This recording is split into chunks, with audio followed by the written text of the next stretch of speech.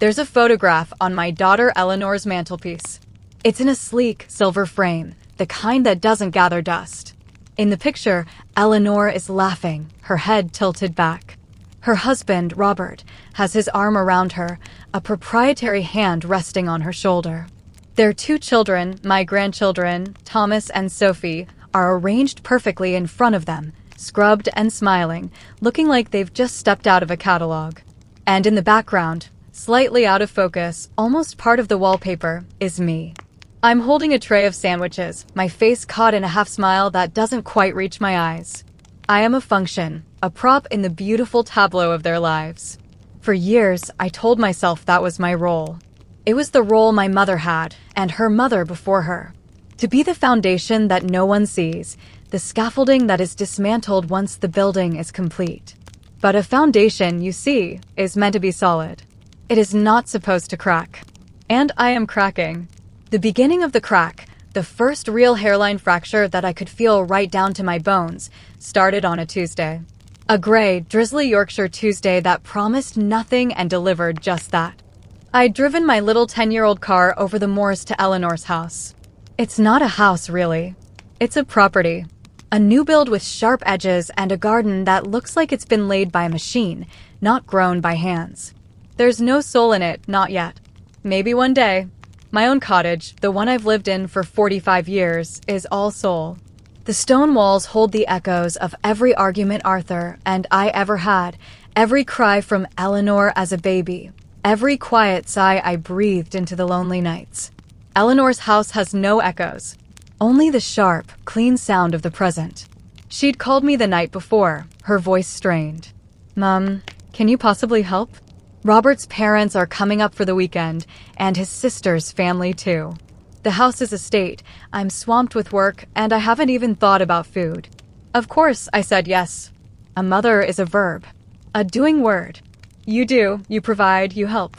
It's the contract you sign in the maternity ward, written in invisible ink. So on that Tuesday, I let myself into her silent, pristine home with the key she'd given me, the one she called the emergency key. It struck me then how often my help was framed as an emergency, a last resort. I wasn't part of the regular programming of her life. I was the breaking news bulletin. The first thing I always do is check the fridge. It's a habit born of a lifetime of making sure there's enough. My own childhood was marked by the quiet anxiety of rationing, the careful measuring of sugar, the stretching of a Sunday roast to last until Wednesday. A full fridge, to me, is more than just food. It's security. It's peace of mind. It's love made tangible. Eleanor's fridge was a cavern of stylish emptiness. A bottle of expensive water, a wilting bag of organic rocket, a jar of olives, and a half-eaten pot of hummus. It was the fridge of a busy, modern woman who ate out more than in. It made my heart ache with a strange sort of pity. How could a family live like this? So I made my list. Not just a list of ingredients, but a list of comforts. I knew Robert's father, a man with a booming voice and an opinion on everything, had a secret fondness for a good, sharp Wensleydale cheese. I knew his mother, a woman so thin she looked like a strong wind might carry her off, would only eat chicken if it was organic. I knew Robert's sister's children were fussy, but could be tempted by homemade sausage rolls. I knew my own grandchildren, Thomas and Sophie, loved the little chocolate eclairs from the bakery in the village. And I knew Eleanor, my darling, driven Eleanor, would be too stressed to eat a proper meal, but would pick out a good fruit salad if I left one for her, the melon and pineapple cut into perfect, bite-sized cubes. The list was my battle plan. I took Eleanor's car, the big, clean one that felt like driving a spaceship, and I went to the market. Not the supermarket, with its sterile aisles and pre-packaged everything. The proper market, where the fruit and veg still have a bit of Yorkshire soil on them, where the butcher knows your name and asks after your family. I spent 3 hours there. I felt a sense of purpose I hadn't felt in weeks. I haggled good-naturedly for a leg of lamb. I chose the potatoes myself, turning each one over in my hands to check for blemishes. I bought fresh mint for the sauce and rosemary. I found a beautiful side of salmon, its skin glistening under the market lights. I bought flour and butter and lard for pastry. My arms ached as I carried the bags back to the car, but it was a good ache. An ache of provision, of accomplishment. Back in Eleanor's sterile kitchen, I went to work. It was like conducting an orchestra. I put the lamb in a brine.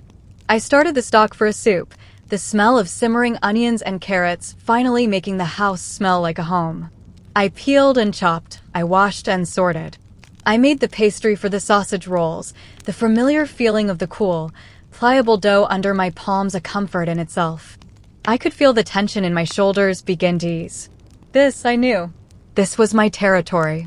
In a world that was increasingly confusing, full of technology one didn't understand and social rules that seemed to change every day, the kitchen was my sanctuary. Here, the rules were simple. Heat and time and care would transform simple ingredients into something nourishing. Something good. My husband, Arthur, never understood this. To him, food just appeared on the table. For 40 years of marriage, he'd sit down, eat what was in front of him, push his plate away, and go to watch the television. He never once commented on a meal, unless it was to complain that the gravy was lumpy or the potatoes weren't crispy enough. He never saw the hours of planning, the careful budgeting, the sheer physical effort that went into feeding a family. He saw only the end product, and a flawed one at that. I remember one time, early in our marriage. I'd spent 2 days making a steak and kidney pie from scratch. I'd rendered my own suet for the pastry.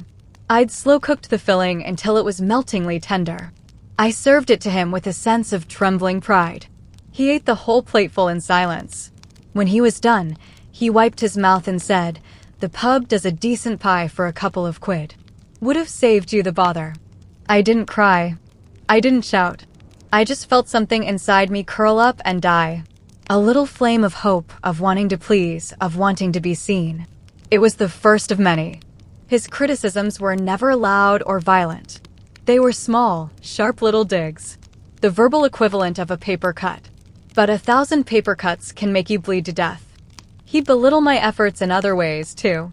When I took up gardening, spending hours coaxing life from our patch of heavy clay soil, he'd stand at the back door, smoking, and say, "Still playing in the dirt, Margaret?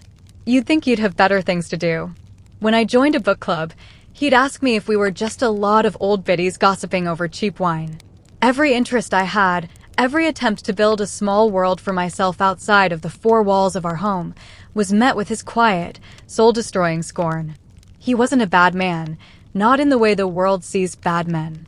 He didn't drink to excess, he didn't hit me, he brought home a steady wage from the factory. By the standards of our generation, he was a good husband. We had a home, a child, food on the table.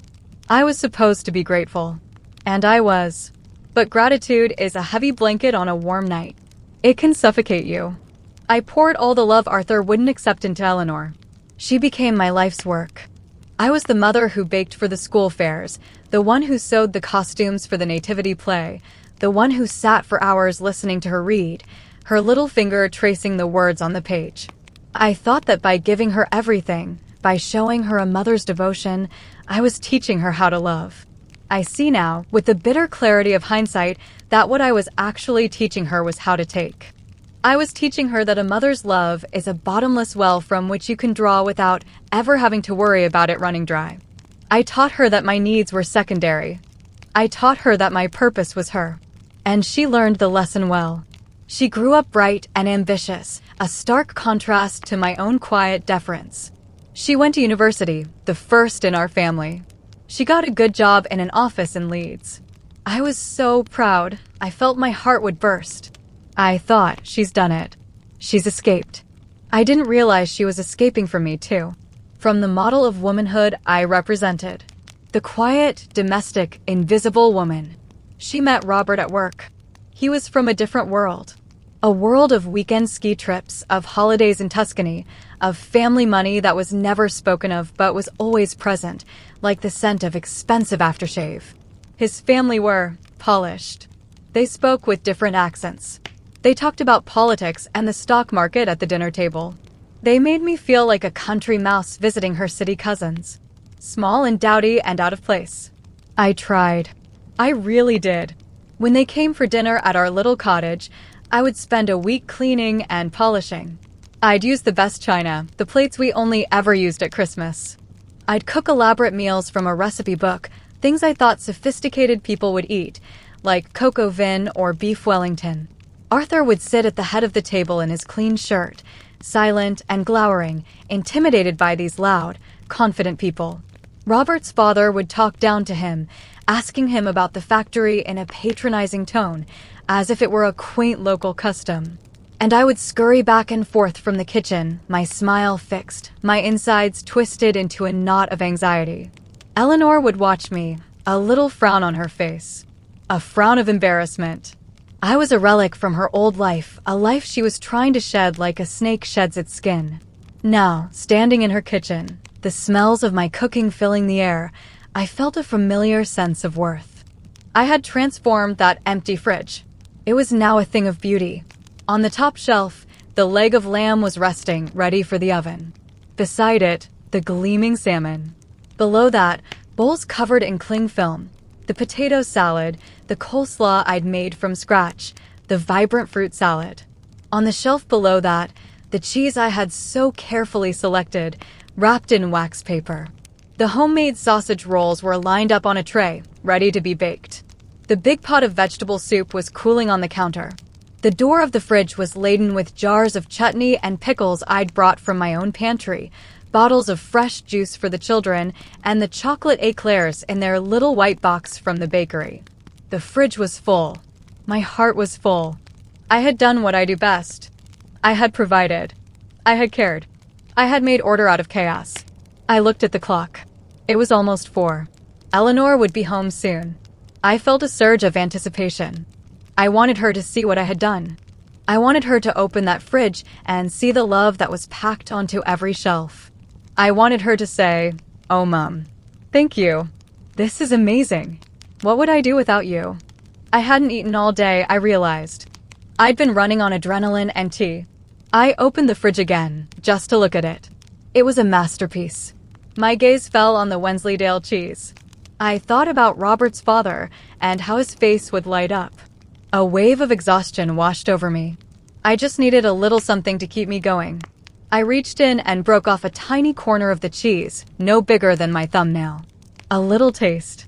A little reward for a day of hard work. The cheese was sharp and crumbly on my tongue, the taste of home of the Dales. I was just closing the fridge door when I heard the key in the lock.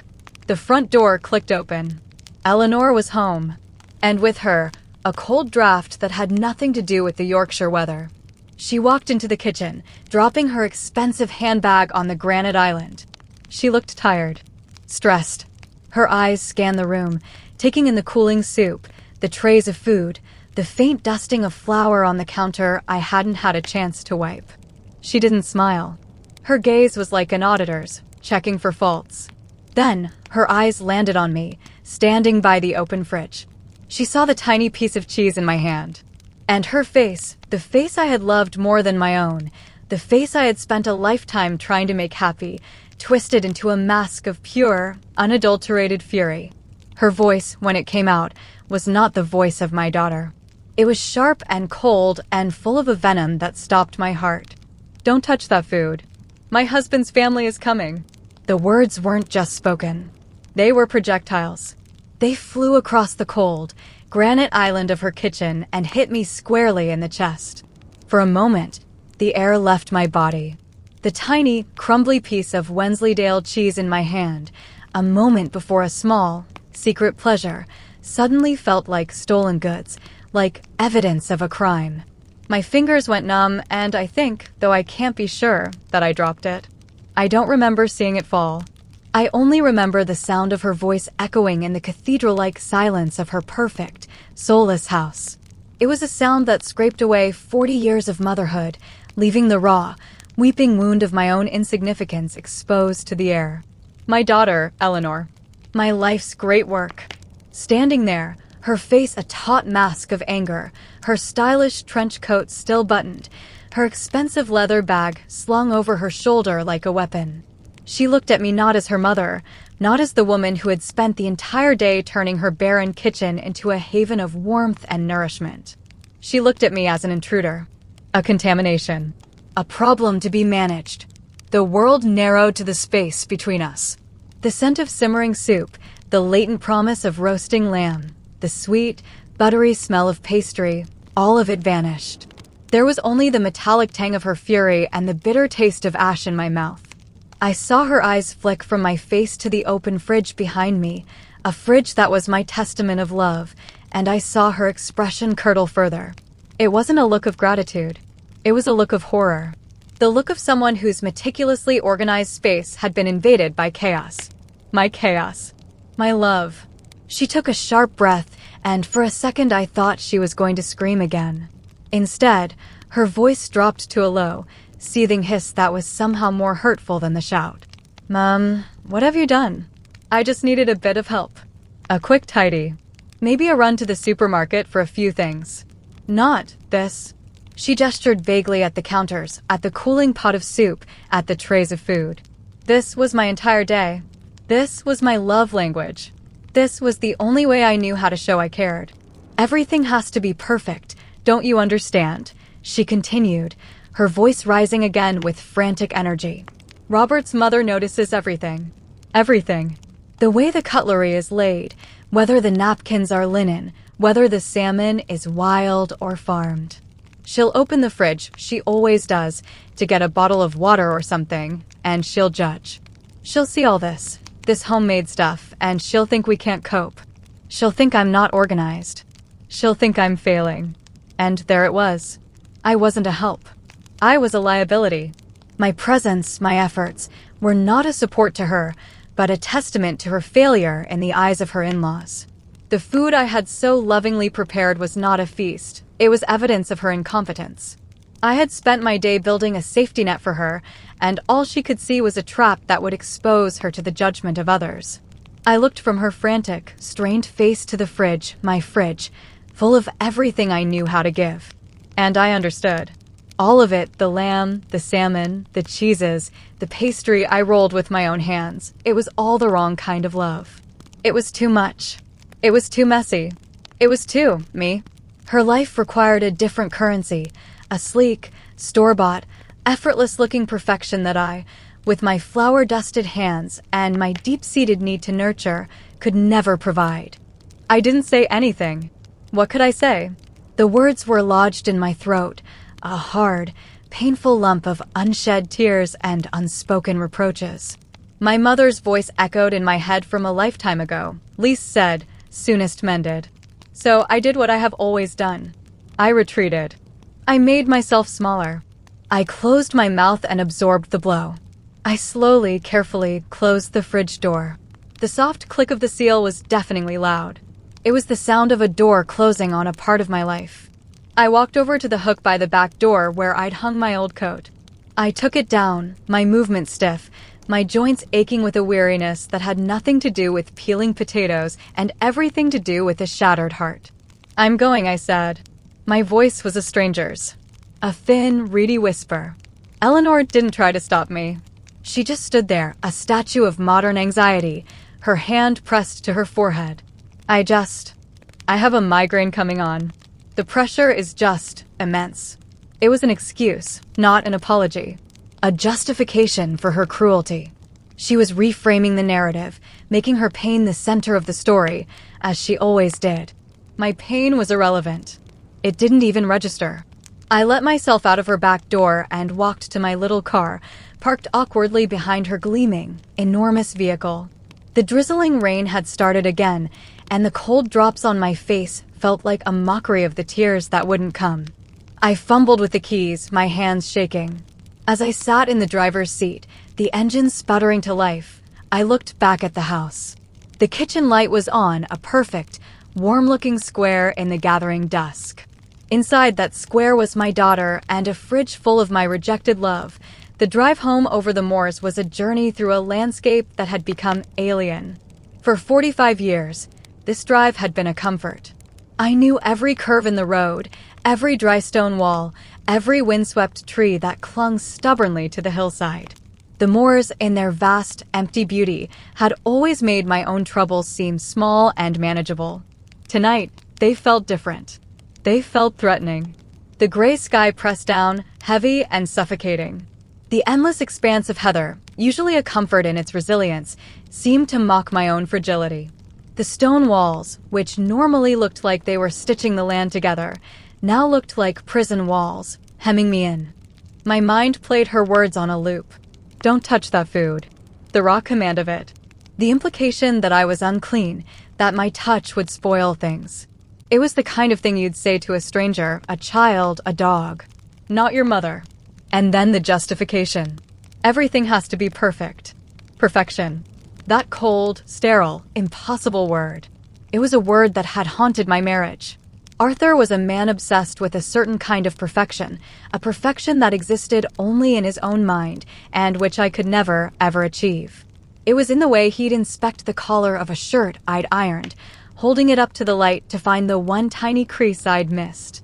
A job worth doing is a job worth doing well, Margaret, he'd say, his voice flat, his disappointment palpable. It was in the way he'd walk into the living room after I'd spent all morning cleaning and point out a speck of dust on the windowsill. Missed a bit.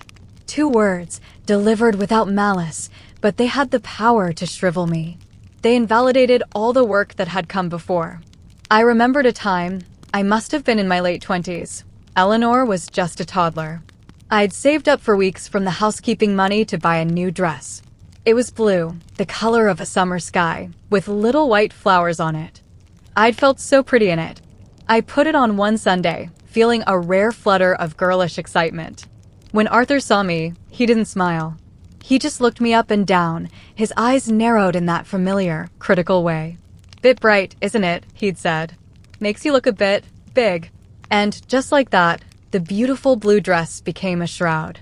I took it off, hung it at the back of the wardrobe, and never wore it again. He hadn't shouted. He hadn't forbidden me from wearing it. He had just, with a few carefully chosen words, killed my joy. And now Eleanor, my Eleanor, had done the same thing. She had taken my day of joyful, purposeful work, my beautiful offering of food and love, and she had pronounced it too much, too messy, not perfect. She had learned her father's language. The language of quiet contempt, of making you feel that your very essence is somehow wrong, not up to standard. The terrible, crushing realization hit me with the force of a physical blow, right there on that dark, winding road. I had spent my life trying to protect her from her father's coldness, pouring all my warmth into her, only to have her grow up and turn that same coldness back on me. The cycle hadn't been broken. It had just been passed down, from father to daughter, and I was still the target. I finally pulled up outside my own cottage. The stone was dark with rain, the windows like vacant eyes. It looked small and sad. My sanctuary. But what had it been a sanctuary from? From the outside world, yes. But inside, I had lived with Arthur's quiet emotional tyranny for 4 decades. This wasn't a sanctuary. This was the place I had learned to make myself small. This was the training ground for my own erasure. I walked in. The house was silent, save for the familiar drone of the television from the living room. Arthur was in his chair. He had been in that chair, it seemed, for my entire life. His throne of indifference. A plate with a few biscuit crumbs was on the table beside him. He'd made himself a cup of tea and helped himself to the biscuit tin. He hadn't waited for me. He never did. He glanced up as I came in, his eyes flicking back to the screen almost immediately. "You're late," he said. It wasn't a question born of concern. It was an observation of a disruption to his routine. My coat was damp. I hung it on the hook, my hands feeling clumsy and useless. I stood in the doorway of the living room, a ghost in my own home. I had to tell him. I had to make him see. I needed, just once, for him to be on my side. "Arthur," I said. My voice trembled. I had a bad time at Eleanor's. He didn't look away from the television. A car chase was happening. Oh, I tried again, the words tumbling out in a desperate rush. I cooked for them, for the weekend. I filled her fridge. I made a soup and pastry, and I bought a beautiful leg of lamb. I worked all day, and when she came home, she shouted at me. She told me not to touch the food. She said it wasn't good enough for Robert's family. She said I'd made a mess. There was a pause. The sound of screeching tires and shouting men filled the small room. Arthur took a slow sip of his tea. He placed the cup back in its saucer with a small, deliberate click. "Well," he said, his eyes still glued to the screen. She's under a lot of pressure, that one. Those in-laws of hers sound like a right pain. You probably just got in the way, trying to be helpful. I stared at the back of his head, at the familiar pattern of gray hair thinning at the crown. He hadn't heard me. He had heard the words, but he had not understood the pain behind them. He had done what he always did. He had explained it away, rationalized it, and, in doing so, dismissed it completely. He had sided with the external pressure, the faceless in-laws, the demands of the world. He had not sided with me, his wife. In that moment, the crack that had started in Eleanor's kitchen didn't just widen. It shattered. The entire foundation of my life, the life I had built on the principle of sacrifice and duty, crumbled into dust. The belief that my husband, in his own way, loved me. The belief that my daughter, despite her modern ways, valued me. All of it gone. I was utterly and completely alone. Not just in that room, but in the world. I was a service provider whose services were no longer required, and whose feelings were an inconvenience. I turned without another word and walked up the narrow, creaking stairs to our bedroom. I undressed in the dark and got into my side of the bed. The sheets were cold. I lay there, rigid, listening to the muffled sounds of the television downstairs, the canned laughter and dramatic music that formed the soundtrack to my empty life. Later, much later, Arthur came up. He got into bed without turning on the light, without speaking a word to me.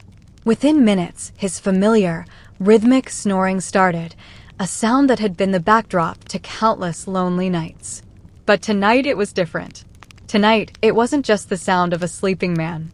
It was the sound of my isolation. The sound of a 45-year-long conversation that had only ever gone in one direction. I lay awake all night, staring into the darkness. I thought about the photograph on Eleanor's mantelpiece. The one where I am in the background, a blurry figure holding a tray. I had always seen myself as the support, the humble helper. But I saw it clearly now.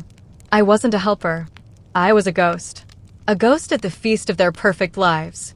A ghost who had just been told, in no uncertain terms, not to touch the food.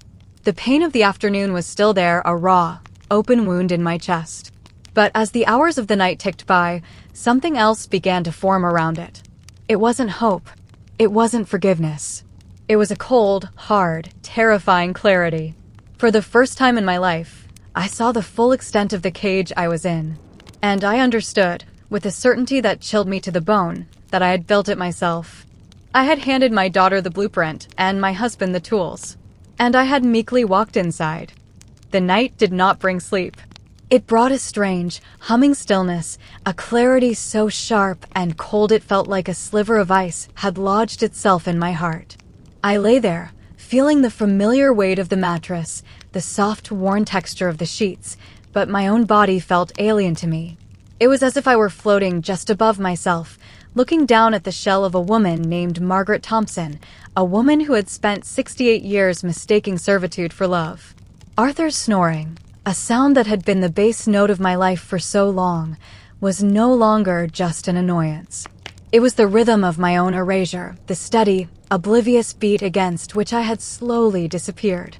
Each rasping inhale was a measure of his comfort, each whistling exhale a testament to my invisibility.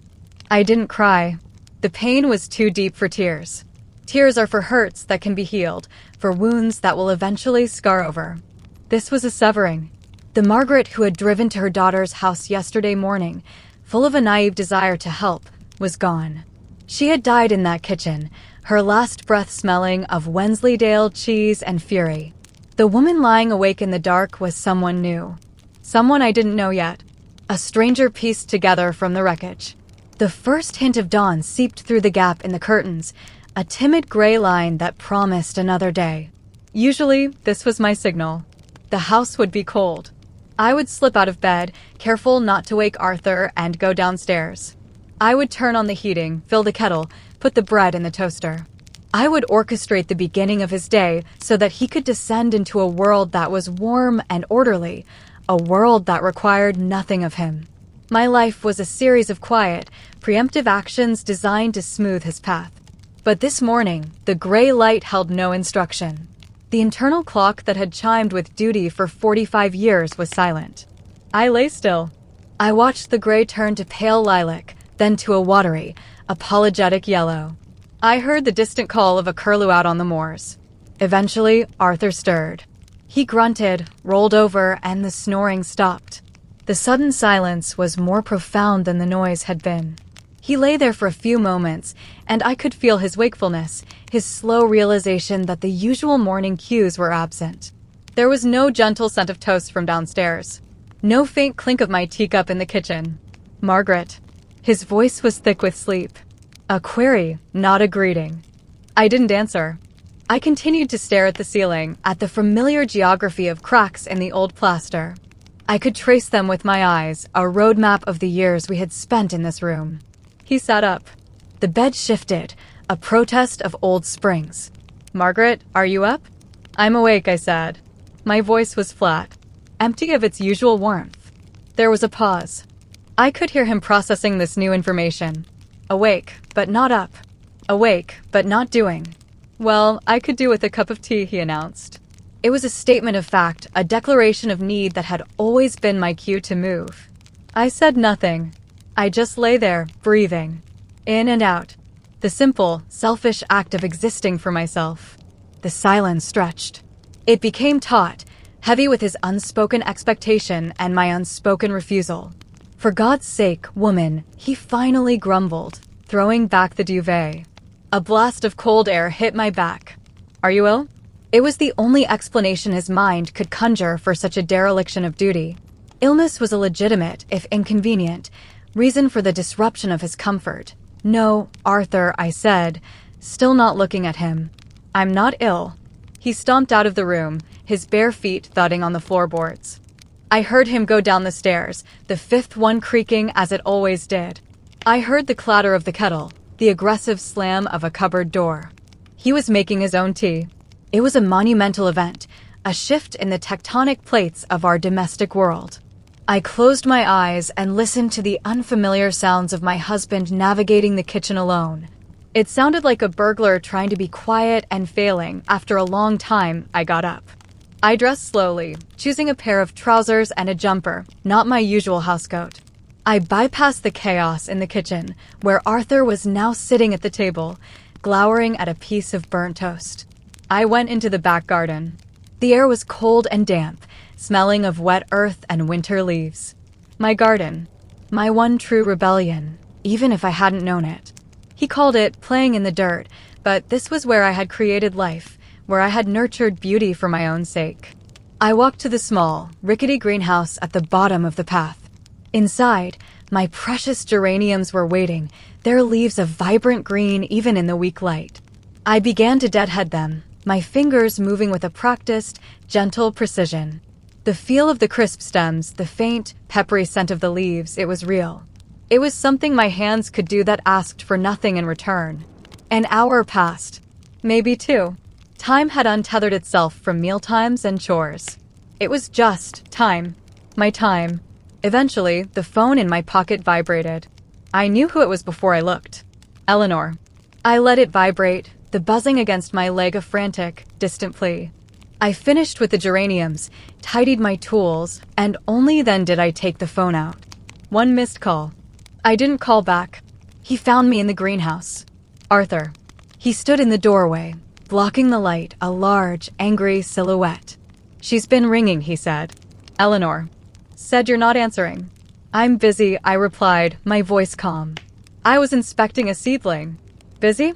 You're hiding in here with the bloody plants. She's worried. She said you left in a right state yesterday. I turned to face him then. The light from behind him made it hard to see his expression, but I could hear the anger, the sheer inconvenience of it all, in his voice. I did leave in a state, Arthur. Because my daughter screamed at me for taking a crumb of cheese from a fridge I had spent 8 hours filling for her. Oh, for heaven's sake, not this again, he sighed, exasperated.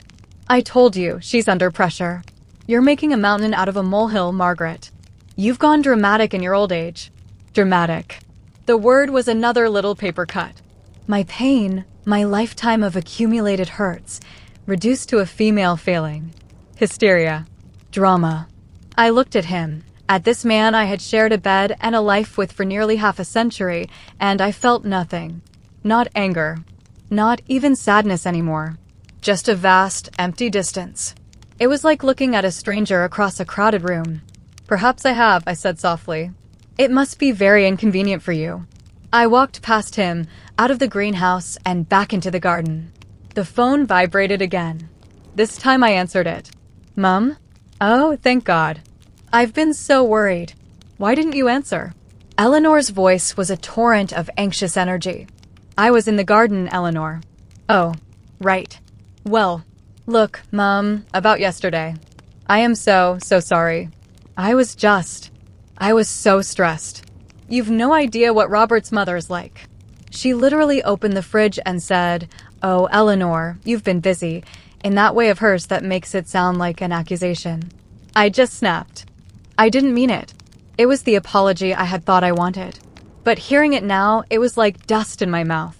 It was all about her. Her stress. Her mother-in-law. Her feelings.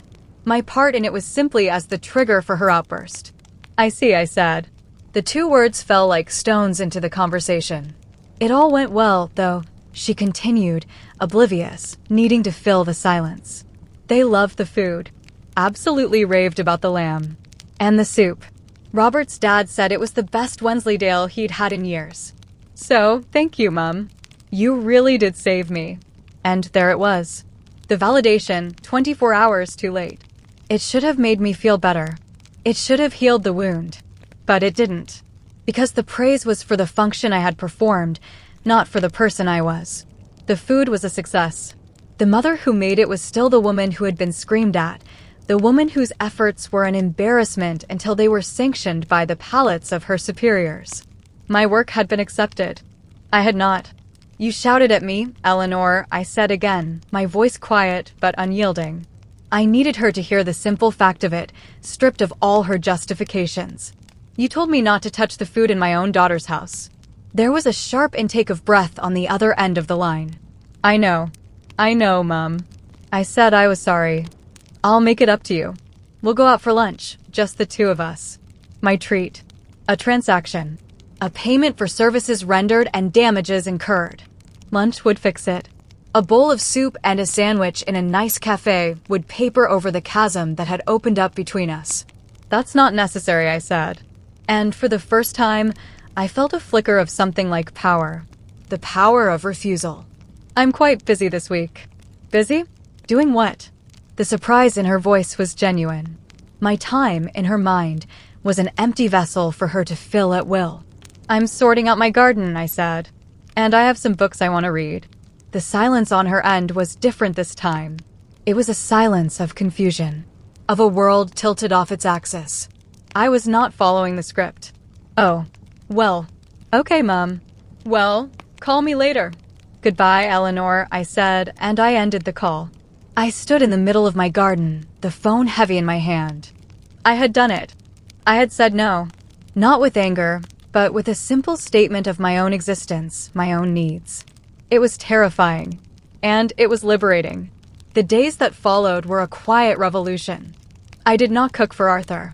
I made simple things for myself, a poached egg on toast, a bowl of soup, a sandwich. I ate when I was hungry. He was forced to fend for himself. He took to bringing home fish and chips, the greasy paper leaving stains on the kitchen table, which I no longer felt compelled to wipe. He would eat in a thunderous silence, radiating disapproval. But his disapproval no longer had any purchase on me. It was like a radio playing in another room, a background noise I could easily tune out. I took my books, the ones I'd bought over the years and never had time to read, into the living room. I sat in my chair, the one opposite his, and I read. In the middle of the afternoon. He would come in from the garden or his shed and stand there, staring at me. "Don't you have things to be doing?" he'd ask. "No," I would reply, not looking up from my page. "I don't." I took the car one day. I didn't tell him where I was going. I just took the keys from the hook and left. I drove out to the coast, to a place I hadn't been since I was a girl. I parked the car and walked along the seawall, the wind whipping my hair, the salt spray cold on my lips. I bought myself a cup of tea and a scone from a little cafe and sat looking out at the gray, churning water. I thought about the girl I had been, the one who had stood on this very spot and dreamed of traveling, of seeing the world. The girl who had met a handsome young man named Arthur and had packed all her dreams away in a box, thinking his love would be enough. I realized, sitting there, that I didn't hate him. I didn't even hate Eleanor. Hate was too strong an emotion. It required an engagement, a connection. What I felt was a profound and desolate sense of waste. The waste of a life spent waiting for a crumb of appreciation that would never come. The waste of a woman who might have been. When I got home, it was dark. Arthur's car was in the drive. He was in the living room, watching television. He had a plate with a half-eaten pork pie on his lap. He looked up as I came in, his face a mixture of relief and fury. "Where in God's name have you been?" he demanded, his voice shaking with rage. I was about to call the police. "You just vanish, without a word. What am I supposed to think?" I looked at him, really looked at him, for the first time in days. He looked old, frightened. His anger was a shield for his fear. The fear of being abandoned. The fear of his orderly world collapsing. In that moment, I almost felt a flicker of the old pity, the old urge to soothe and reassure. But the woman who did the soothing was gone. I didn't offer an excuse. I didn't apologize. I simply stated a fact. I went to the sea, Arthur. He stared at me bewildered. The sea? What for? And then I finally said it. The truth. The quiet, simple, devastating truth that had been forming in me since that night of cold clarity. For me, I said. My voice didn't shake. I went for me. I've spent 45 years doing things for you, and for Eleanor. I cooked and I cleaned and I cared and I worried. I made sure your tea was hot and your shirts were ironed and your daughter had everything she ever needed.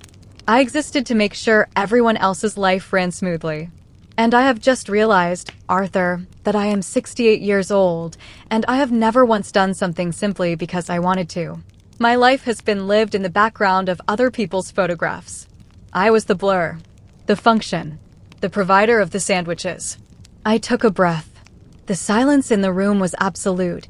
Even the television seemed to be holding its breath. That is over now, I said. The fridge is empty. I will not be filling it again. Not for you. Not for Eleanor. Not for anyone. From now on, what little time I have left is mine. The cooking, the cleaning, the worrying, that is all over. You are a grown man. You can make your own tea. He was speechless. His mouth opened and closed, but no sound came out. The pork pie sat forgotten on his plate. He was looking at a woman he did not recognize, speaking a language he did not understand. I didn't wait for a reply.